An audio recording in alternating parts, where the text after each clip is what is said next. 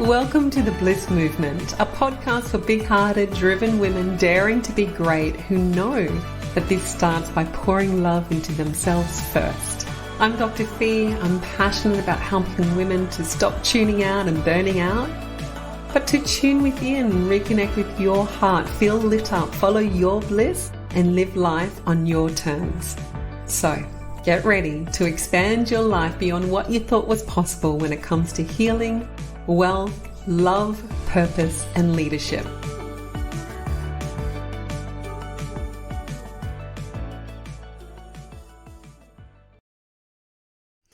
Hello, gorgeous, and welcome to this episode. We're talking about one of my most favorite topics, which is acceptance is your superpower. In fact, it really should be acceptance is your greatest superpower. It is that important. And I get if you're like hesitating to press play because you're like, acceptance, it doesn't really sound that sexy or engaging or thrilling or motivating. I'm not sure. Honestly, this is one of the most important conversations that we can be having. Acceptance is the path towards surrender, and this is where everything you are seeking, you discover it within you. And honestly, I don't know how we're going to get it all in a 20-minute podcast, but this is going to give you a real taste of why this is important in terms of getting out of a survival state, shifting from tuning out, burning out, to actually getting tapped into a greater truth, co-creating a life that is just breathtaking and extraordinary. So let's get started. Now, I always start by reflecting upon what you might believe acceptance to be. Because when I talk about acceptance, often people are like thinking it's like waving a white flag, like surrender is waving a white flag and giving up. I have coached and supported thousands of people with chronic medical illnesses, unexplained symptoms, like being in really difficult places. When I talk to them about acceptance, you can feel there's this resistance to even considering accepting their situation. And it's because there's this real ingrained belief that if I accept this, then I'm giving up. And that means my recovery is gone, like I'm going to be stuck. And acceptance is not that. Giving up is a sense of like, all right, this is it. This is my lot in life. Acceptance is about acknowledging reality. It's about looking around in life and instead of resisting it, instead of saying it shouldn't be like this, I shouldn't feel this way, they shouldn't have done that, this shouldn't have happened, this should or shouldn't. Rather than playing the game of should and resisting and fighting, acceptance is, you know what, this is reality.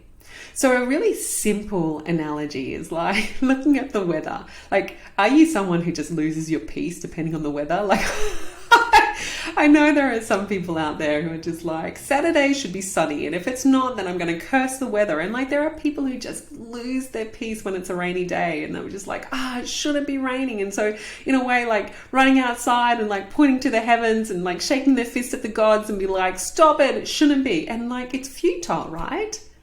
It's futile. Resisting the weather doesn't actually make any difference.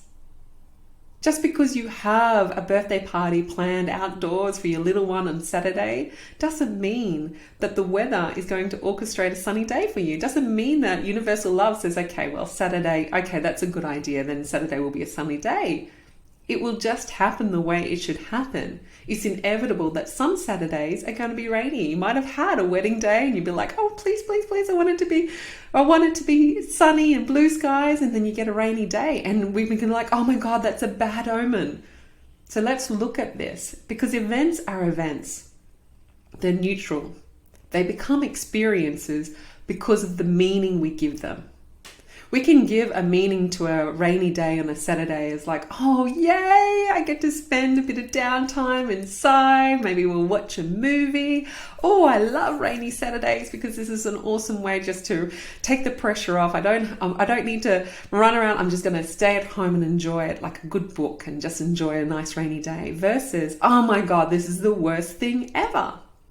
Or it could even be like, if you have to go outside, it's like you embrace it. Like the other day I went walking with my boys. They take their shoes off. It's raining, it's muddy, and we have the most amazing time walking around outside in the rain and like running and playing. And as we're all dirty, once we just accepted it's a rainy day and we're going for a walk and it's pouring down, we're going to get muddy and messy, guess what?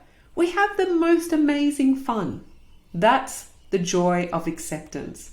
Acceptance isn't like, oh, well, it's rained. Okay, going to have to cancel plans, or get really upset and push and fight and resist and get so caught up on the ideal, the way that I imagine today to be, that we lose our peace and lose our sense of joy, and we miss out on the opportunity. Like, honestly, the gift of just running around and losing yourself in the wetness and the rain and the like, all of that experience, it's rich. And so this becomes this beautiful memory we'll always have. It becomes this sense of who I am. Like, I'm a mum who's fun and I just flex and flow. That's the joy of acceptance, is that it can support us to really become, really tap into, really reveal the nature of our being, the opportunity of stepping outside our comfort zone. Who am I? What will I discover about myself? And it might be that you're fun. It might be that there's a sense of adventurous. It might be a sense of bravery. It might be a sense of strength and courage. And it starts by accepting reality, accepting what is. Now, with this analogy around the weather, you might be like, yeah, but that's different. It's not. It's not different when things don't go according to plan when you say it should be. We are so conditioned to be in our logical, rational, reasoning mind. It's the prefrontal cortex. It makes sense. It's like, it's just the way we're wired, okay? It's judgments. We make judgments around our events in our lives. I like it. I don't like it. I want it to rain, I don't want it to rain. An event becomes an experience because of the meaning we give it. And that is the function of the prefrontal cortex, our reasoning, judging mind. A conscious mind says, this is what I want. The ego says, I like this. The ego says, I don't want that. But life happens, right? It will happen. And the more we're saying it shouldn't because of my assumptions, expectations, my bias, because of what I like and what I don't like, what I want and what I don't want, because of my judgment, my reasoning mind, the more we resist, fight, battle, and in turn end up spiraling into stress, stuck in a survival mode, tuning out, burning out, pushing, grinding, hustling, becoming depleted and exhausted. Now, acceptance is the flip side of that. Acceptance is being able to say, I'm steadfast in my vision. I desire true healing. I want full resolution of these health complaints. I want to meet the person that I fall deeply in love with. I desire to have the most profitable business. I cannot wait for a career that just lights me up and I'm passionate about.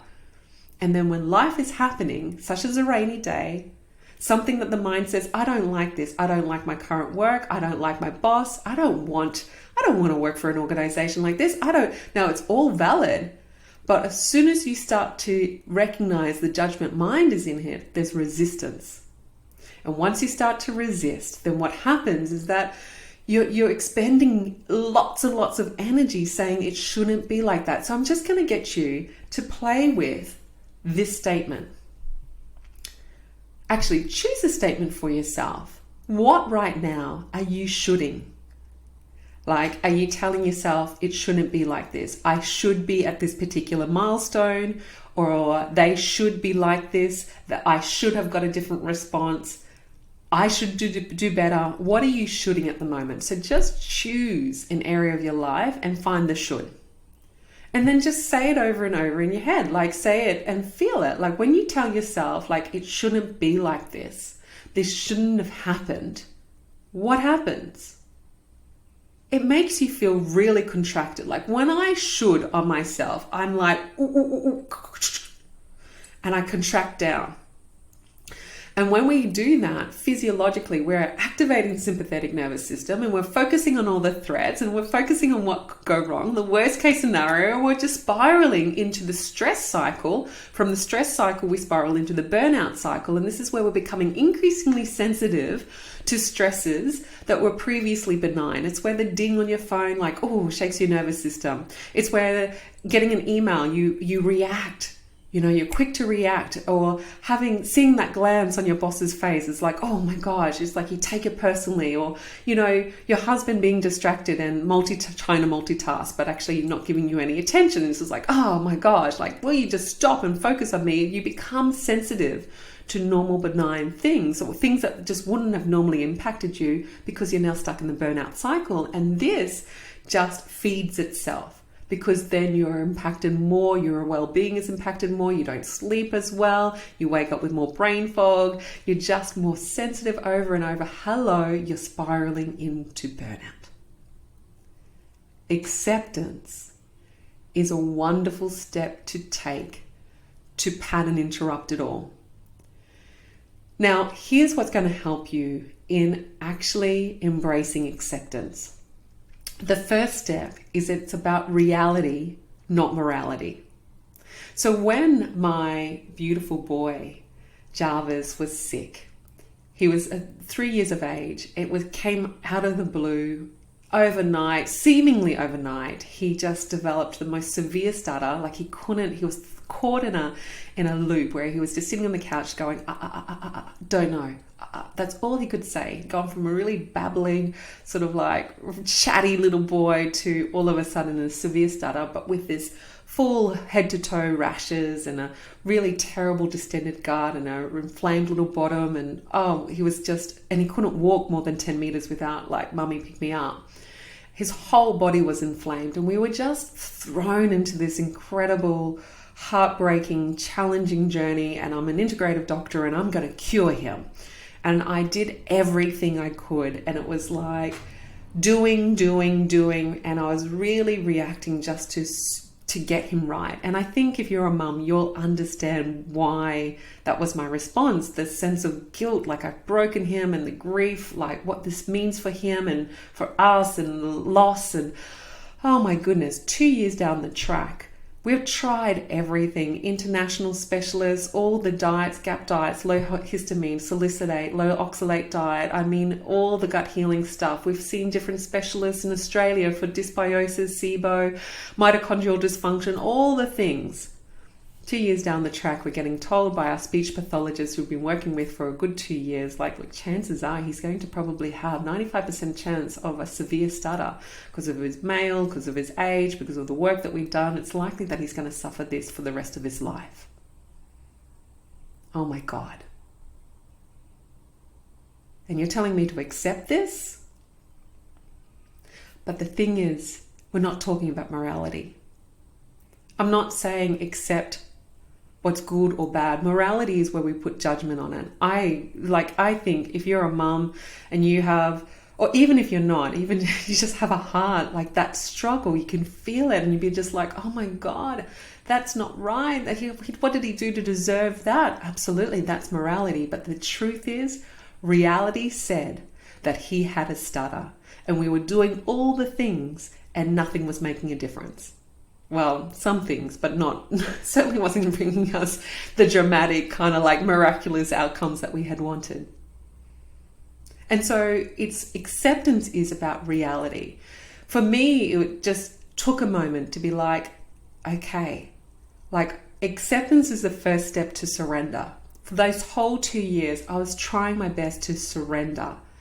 But honestly, I was so caught on having to fix him that I really didn't surrender. I didn't look past his illness. I didn't really expand myself to just acknowledge the situation we're in, to give myself, pour love into me. I was just go, fix him, focus on him, pouring everything into him, into the solution, to the diets. And then finally, it's just recognizing, oh my gosh, this is our reality. This is our reality. And it came to a moment where I just broke down in tears. And I was like, you know what? I can't do it anymore. I can't keep figuring it out, trying to fix him. And also, I just don't know what else to do. And I just had to breathe. And it was like this sense of surrender. And with that, I just cried and I tuned in and I reconnected with my heart. And I just like, oh my gosh, it was like full body sobs, crying and tears and snot everywhere. And just like whole body just heaving with the crying. I had to accept reality. Why? It is. The truth of the situation was, here we are after 2 years and nothing was working. That's reality. Stop fighting, stop resisting. And as soon as I stop fighting and as soon as I stop resisting it, I'm down on my knees and I'm surrendering.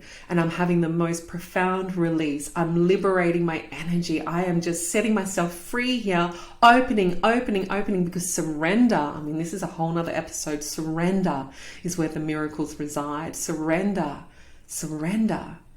is the path to absolute peace. And peace just washed over me because I was able to then just hand it over. Now, what also helped is step number 2.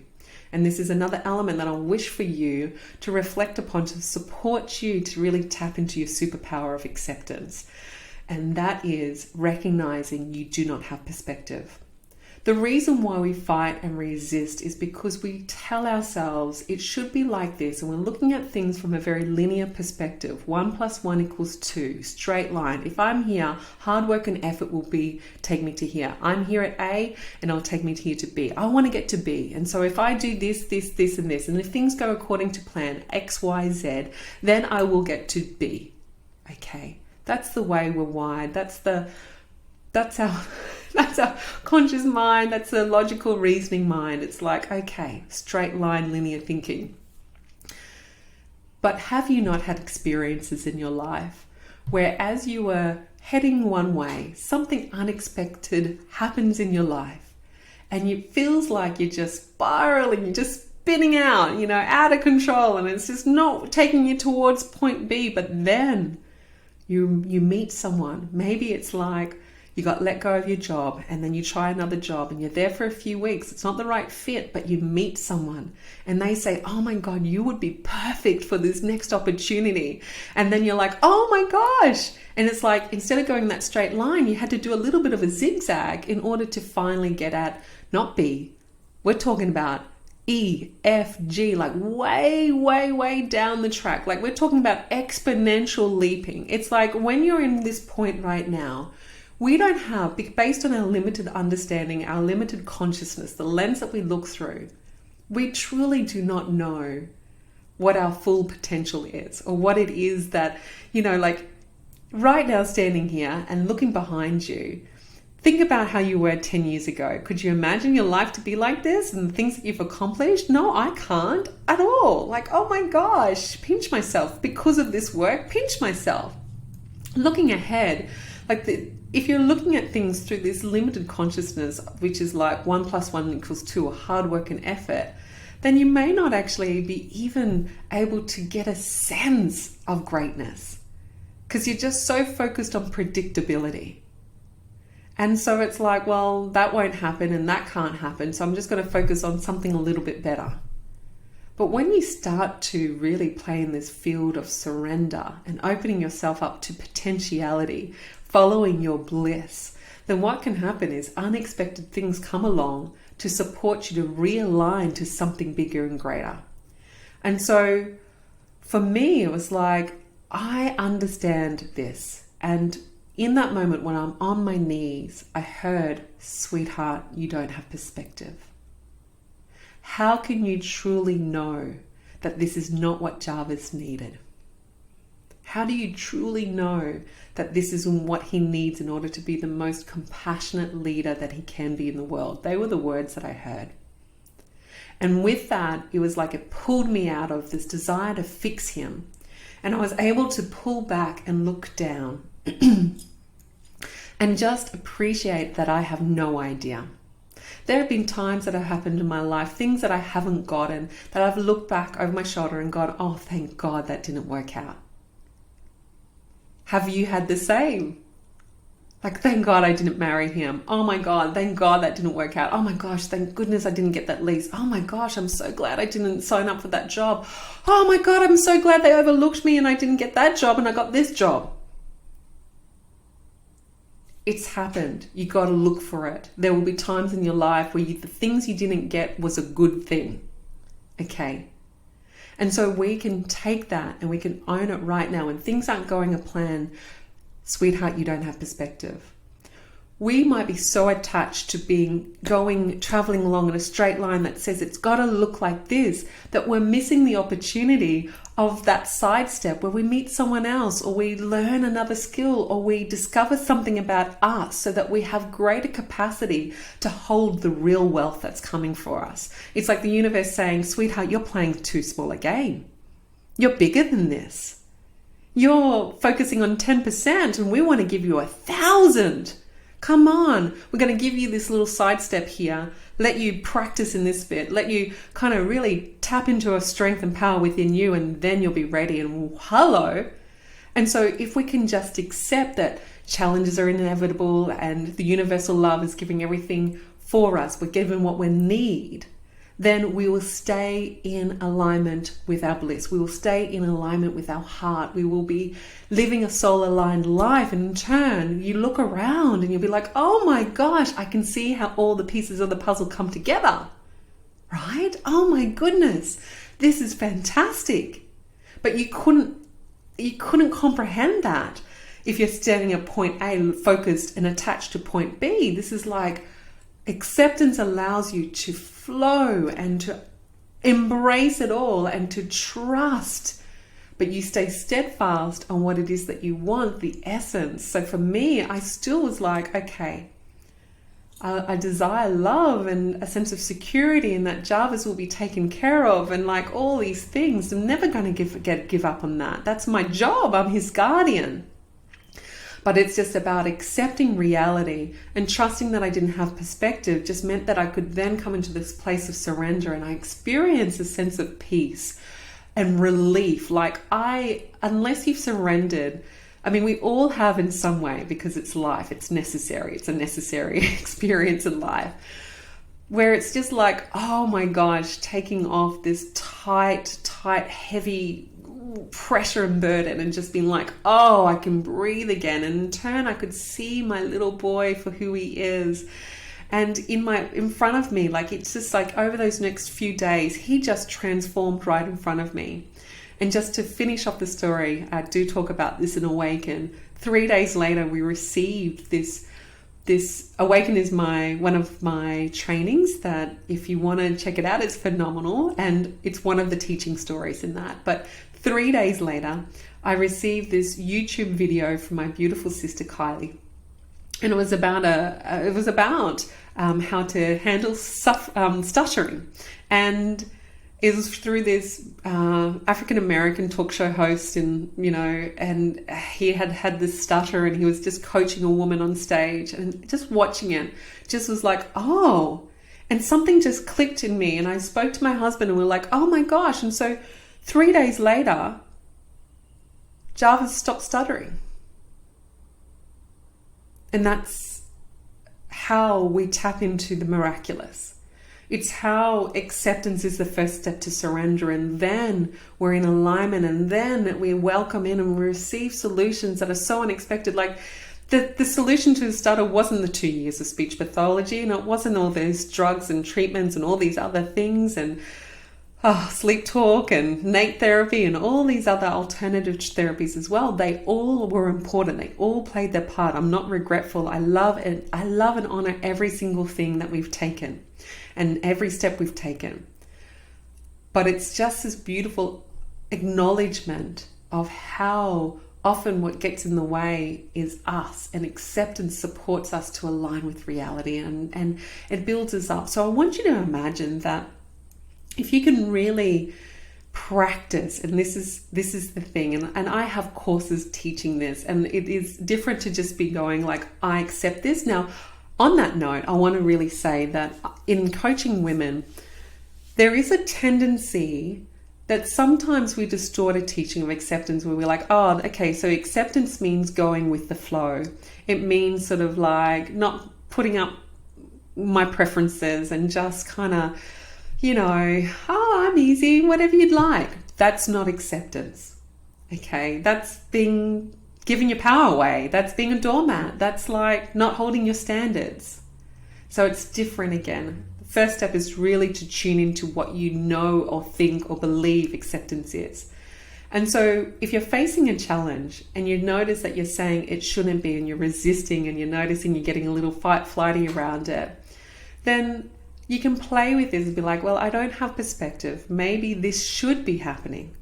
And I often do this where I'll hear myself say, like, Jarvis is now grown up. He's he's a beautiful boy. He's 11 and sometimes he just has some moments and I'll hear myself say, oh, he shouldn't do that. And then I'm like, well, actually, he probably should. He's like 11. That's kind of what it's what kids get up to, right? And it's like, oh, and I play this game with myself. Well, maybe that should happen. I don't have perspective. Do I? Sweetheart, you don't have perspective. Maybe this should happen. We're in the story right now. We're in the chapter. And it's just like, okay, just be present. And so in turn, we stop putting pressure on people. We don't need to control things. We feel better. If you're not shooting yourself, you're going to feel more open. You're going to feel more tolerant, more compassionate, and you're more light. So imagine how that then impacts your interactions with people. People feel us, not just hear us. People can feel and sense the energy behind our words. And so instead of going, you shouldn't have, they shouldn't, that's morality. It's okay if you do it, but then you align back to what reality is. And this is about pouring love into yourself to truly meet the part of you that's triggered or reacted, that's scared. There's a reason why we fight and resist. Sometimes it's because you don't know consciously that you're doing it because there's a trauma pattern in place. There's a part of you that's so hyper vigilant that wants to keep you safe and protected. And so it's just acknowledging, again, I don't have perspective. I don't know why I feel the way that I do. Dr. Fee's telling me to accept. There's a practice to this. And this is so important in my Expanding Bliss community. This is the language that we talk about. Sweetheart, practice it. There's a difference between telling yourself, oh, I accept it. I hear this all the time. I accept it, but it's like, I accept it, but will it happen? Like, come on now. I want the outcome. It's okay, but let's get it over and done with.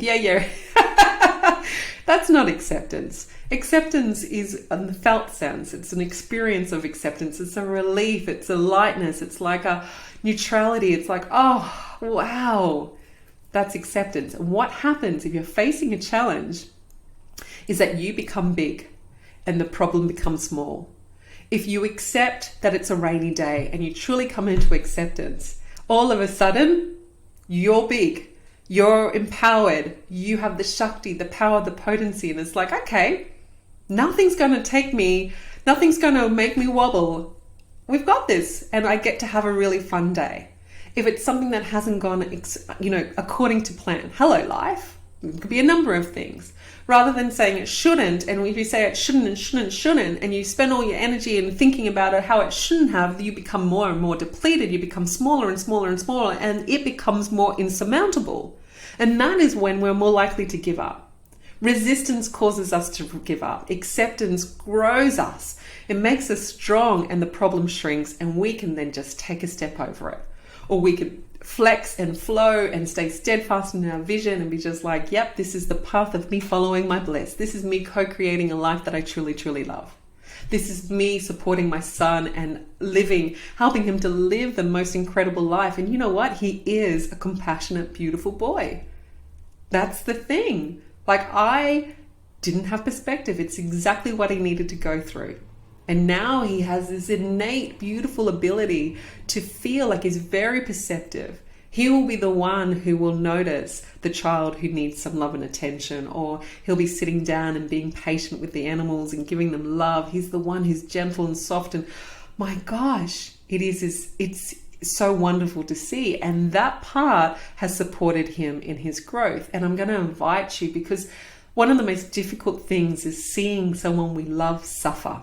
And if you ever experience this, come back and listen to this to this podcast again. If you're facing someone you love and they're facing a huge challenge and you see them suffering, I mean, isn't that difficult? Again, we want to jump in, we want to rescue them, we want to make things right, we want to control it, we want to help them, we want to put them on our back. As women, we want to carry them with us.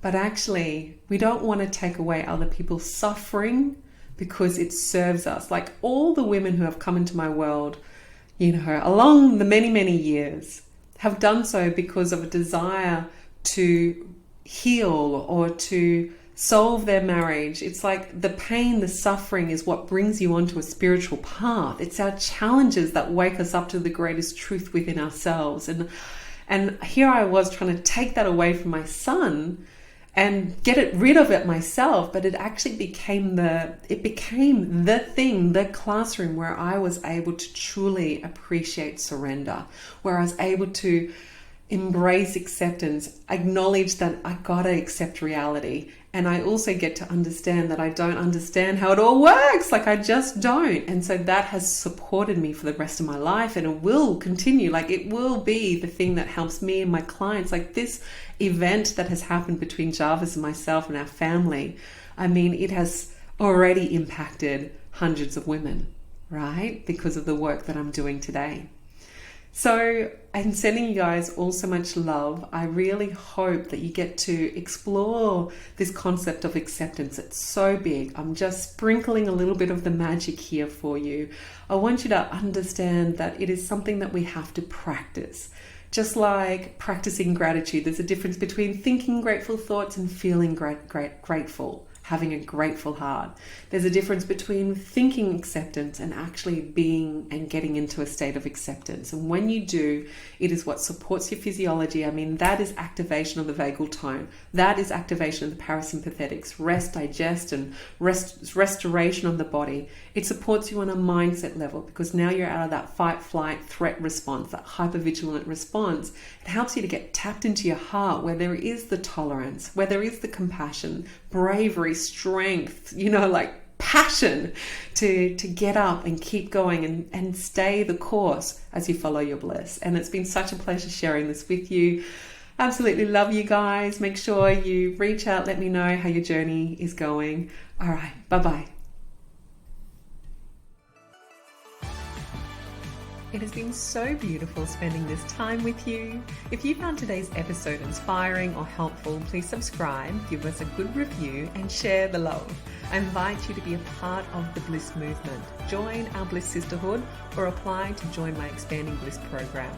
The links are in my bio, and I cannot wait to be doing live with you soon. Stay tuned for the next episode where I'll be sharing more training, stories, strategies, and solutions to guide you towards your bliss.